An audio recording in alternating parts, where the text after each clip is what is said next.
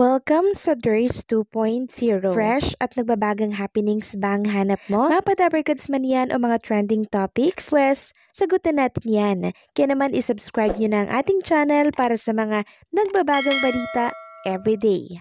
Welcome back again sa ating YouTube channel mga kadabarkads. And for today's video, ang pag-uusapan natin ay tungkol sa mga importanteng ganap sa loob at sa labas ng Itbulaga. Isang napakasayang pananghalian na naman ang ating pinagsaluhan kanina kasama ang Itbulaga. Inabot na ng ulan ang Dabarkads natin na sila Jose at Wally sa sugod bahay dyan po sa San Jose Dasmariñas, Cavite. Pero hindi ito hadlang para makapagbigay at makapaghatid ng tulong at saya sa mga Dabarkads natin dyan. Ika nga nila rain or shine, tuloy ang ligaya. In-enjoy na lang nila ang pagbuhos ng ulan na siyang lalong nakadagdag ng tuwa sa mga manonood. Ganyan ang Dabarkads natin at dyan sila minamahal ng marami. At kanina nga nagkaroon ng important announcement si Bossing Vic Soto since ubos na nga po or sold out na ang ticket para sa concert ng mga clones natin. May magandang offer si Bossing Vic Soto. Ito yung tinatawag niya na VIP Pass. Kahit nasaan man kayong sulok ng mundo, makakanood kayo ng concert. Ang kailangan nyo lang gawin ay magpunta kayo sa YouTube channel ng TBJ. Mag-subscribe kayo doon, i-click nyo yun. Tapos, click join. Then, makikita nyo po yung buy. Meron lang kayong babayaran dyan. Tapos, magkakaroon na kayo ng VIP Pass para makapanood ng concert ng mga clones natin. Kahit nasaan man kayong sulok ng mundo, makaka-access kayo pag meron kayong VIP Pass. Samantalang marami naman po ang nagtatanong kay Maine Mendoza kung bakit wala daw ito sa Itbulaga ngayong araw po ng Huwebes. So possible po na nagpahinga siya or tinutulungan niya po si Arjo at Aide sa isyong kinakaharap nito sa flood control anomalies. Samantalang pag-usapan naman natin mga kadabarkads, eto pong nabalitaan ko kanina lamang na di umano si Tito Soto ay balak umanong kasuhan ang mga nag-iinsulto sa kanya. Sabi dito Tito Soto gustong kasuhan ang taong bayan sa pag-insulto sa kanya ng Pepsi. Ibinahagi ni Tito Soto na apektado siya kapag tinatawag siyang Pepsi ng kanyang mga kritiko. Aniya gusto niya itong mapanagot. Meron itong 9.5k na reaction, 3k na comment, 122 po yung nag-share. Well, kung may katotohanan man nga po na handa na magkaso si Tito Soto sa mga nagtatawag sa kanya ng Pepsi, okay lang naman yun. Diba? Kasi alam naman natin ang history ng Pepsi. Pepsi Paloma yan mga kadabarkads. Kaya dapat lang po na magsampa ng kaso si Tito Soto kasi hindi niya deserve matawag ng Pepsi lalo na't kung hindi naman totoo ang pinupukol sa kanyang usapin, di ba? At syempre kasama na dyan si Mr. Angeliana mga kadabarkads and meron nga tayong nabasa na write-ups posted November 24, 2025. Sabi dito, Itbulaga sinampahan na ng live si Angeliana. Sa isang hapon, nakaraniwang puno ng tawanan at saya sa mundo ng telebisyon, biglang yumanig ang buong industriya nang kumalat ang balitang sinampahan na umano ng live si Angeliana na mga kinatawa ng Itbulaga. Ang mismong programang kanyang pinagsilbihan ng maraming taon ay ngayon ang naghain ng kasong magtutulak sa kanya sa gitna ng pinakamalaking kontrobersya ng kanyang karera. Sa social media, sobrang bigat ng usapan at ang pangalan ni Anjo ay muling sumiklab. Hindi dahil sa komedya o proyekto kundi sa isang kasong pumunit sa imahe ng isang samahang minsan ay tinawag niyang pamilya. Nagsimula ang lahat matapos ang kontrobersyal na live broadcast ni Anjo ilang linggo bago ang paghahain ng kaso.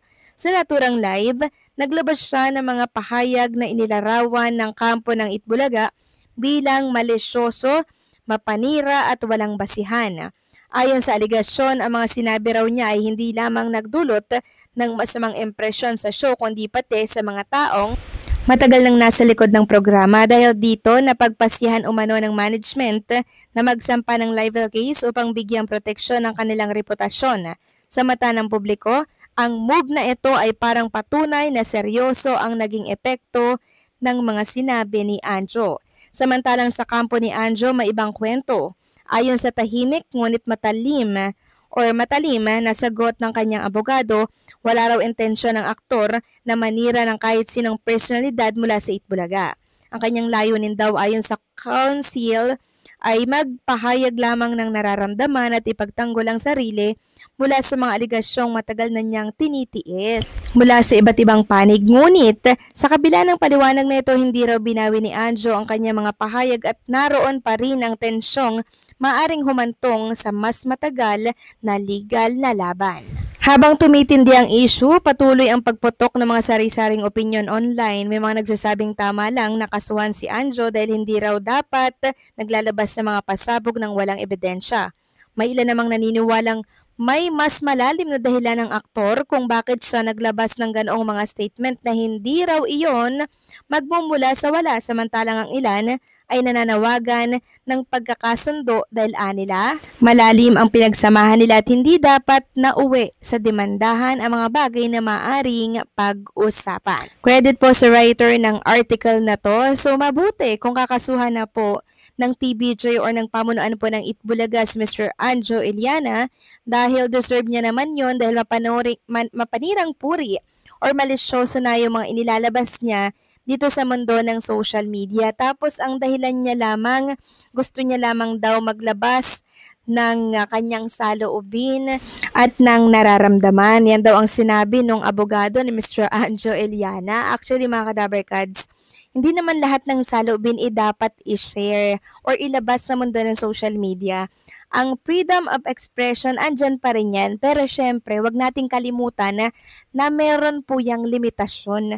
Wag na tayong darating sa punto na makakasira na tayo ng imahe katulad po ng ginagawa ni Mr. Anjo Iliana. At para sa nagsasabi na sana magkaayos na lang since meron pong napagsamahan, sana mag-usap na lang, sayang naman yung pagkakaibigan. Sino po ba ang sumira ng pagkakaibigan?